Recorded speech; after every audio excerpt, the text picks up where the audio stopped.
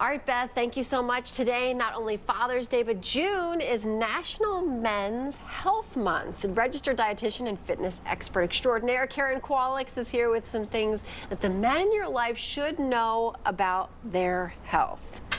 And we were just talking while Beth was doing the weather, and the thing we're going to talk about here is going to the doc, getting your husband or your father to the doctor so they can get some of the medical treatment that's available with some of the tests that they need to have. Absolutely, Denise. The best gift anybody can give to their husband or father today is the motivation to go to the doctor, because if they do, that will help them be a little bit healthier, because early detection is key to preventing chronic diseases. And women are a little better at getting to the doctor's office for regular visits than men.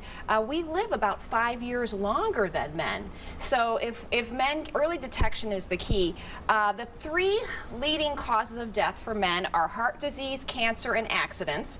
For women, they're heart disease, cancer, and respiratory diseases. But the men, they're having a little bit more heart disease, a little bit more cancer than they're dying of that than women, and part of that could be due to the fact that we're more vigilant about getting to the doctor's office. How is your husband Tony? Is he pretty good about that? Yeah, like we were talking about, I said he's awesome about getting in there and getting checked and getting the necessary tests done.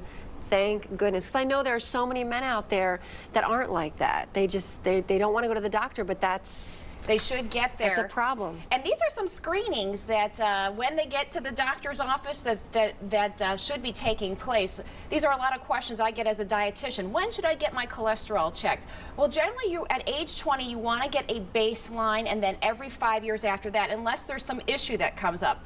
Blood pressure annually, but my advice for this is do it as much as you can, because stress is also a contributing factor to many chronic diseases such as heart disease and cancer, and stress contributes to losing weight. So if you can monitor your blood pressure, how do you feel at certain times during the day, that's always a good thing.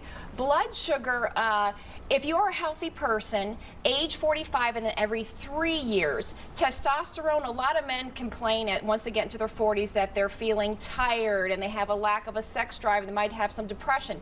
That's something that you want to discuss with your doctor. Prostate cancer, now this is a controversial one because there is a PSA test that you can take that can possibly determine if you have prostate cancer, but there's also some false positives to that. And prostate cancer is a very slow-going cancer. Sometimes if men are diagnosed with it, it won't kill them, but the treatment is almost worse than having the cancer. So that's something you want to discuss with your doctor one-on-one. Bone health, men are lucky. If they don't have any issues, they don't have to get a bone density screening test until they're in their 70s. Shingles is another vaccination you want to be aware of. You can get that at age 60, but it only lasts about 5 years, and 1 out of every 3 people 60 or older are likely to get shingles. Now, the number of times people should go to the doctor, if they're a little bit younger, age 20 to 39, you're going to want to go to your physical exam about every 3 years, 40 to 49 every 2 years, and if you're over 50, you got to get there annually. It's so important. And coming up next, in the next half hour, Karen's going to be back, and we're going to talk about some of the foods, some of them that are bad, that our men love to eat, and how we can find the healthier version of that. So